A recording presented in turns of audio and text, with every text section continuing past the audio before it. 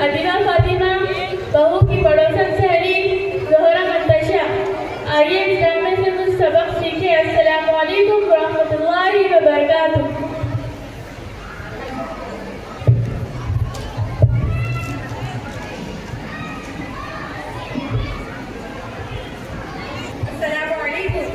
वालेकुम अस्सलाम। बहुत दिन हुए, मुलाकात नहीं हुई। बैठो बैठो।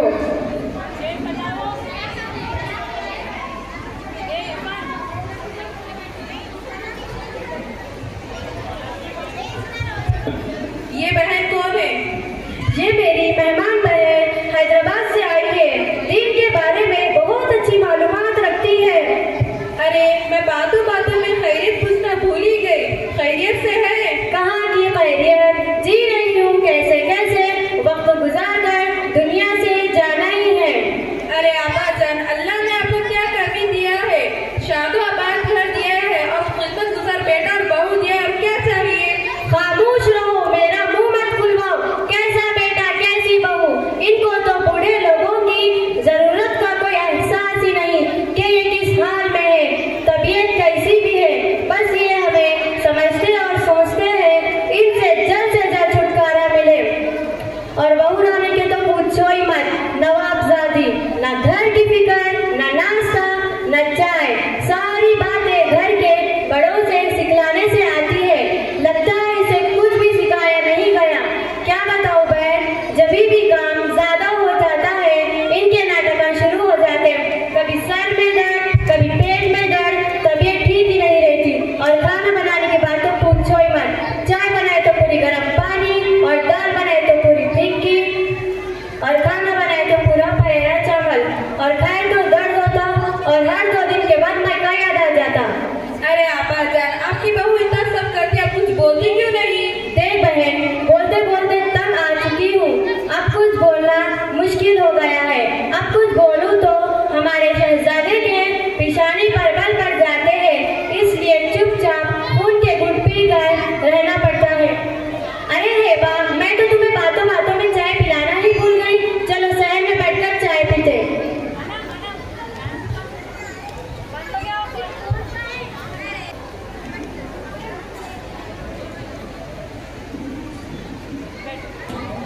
अस्सलामु अलैकुम।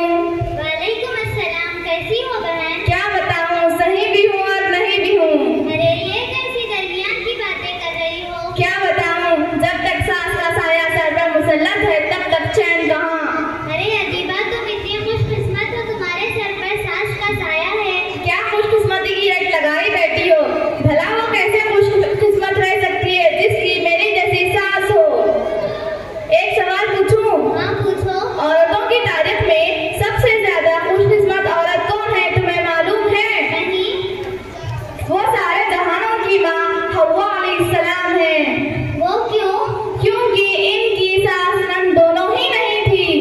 अरे अजीबा, तुम अपनी सास से इतना परेशान क्यों हो? वो सास नहीं, परेशानियों का घर है।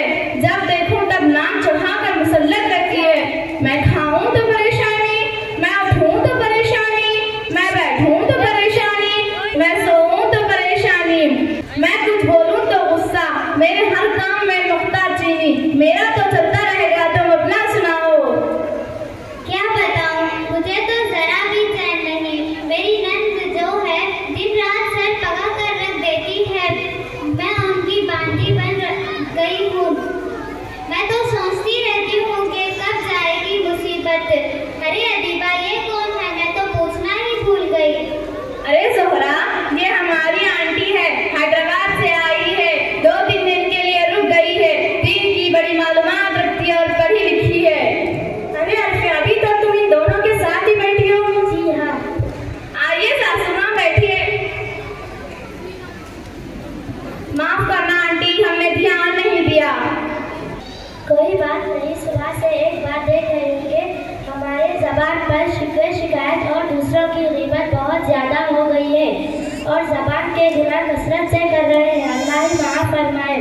हम औरतों की एक बहुत बुरी आदत है, जहाँ 3-4 औरतें जमा हो जाए वहाँ दूसरों की ग़ीबत शुरू।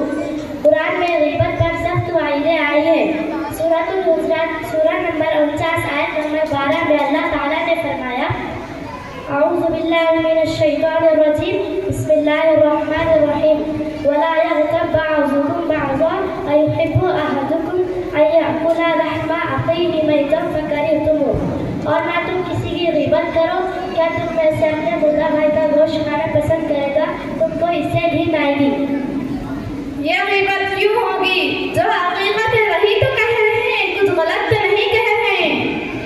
अरे मेरी बहनों, सुनो तो सही। ग़ीबत के बारे में अबू दाऊद की हदीस से अबू हुरैरा रज़ियल्लाहु अन्हु से रिवायत है, रसूलुल्लाह सल्लल्लाहु अलैहि वसल्लम से पूछा गया, ऐ अल्लाह के रसूल, ग़ीबत क्या है? आप सल्लल्लाहु अलैहि वसल्लम ने फरमाया, अगर वो बात मेरे भाई में हो तो वो भी ग़ीबत कहलाएगी।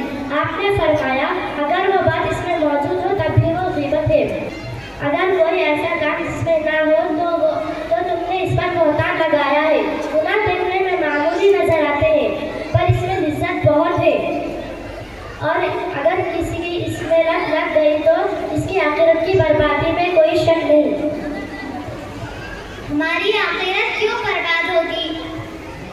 क्योंकि जब हम किसी के पीठ पीछे बुराई करेंगे तो क़यामत के दिन हमारी नेकियां खाली हो जाए। अरे मेरी प्यारी बहन, मुझे तुम्हारी बातों से एहसास हो गया कि हम कितनी बड़ी गलती में मुब्तला थे।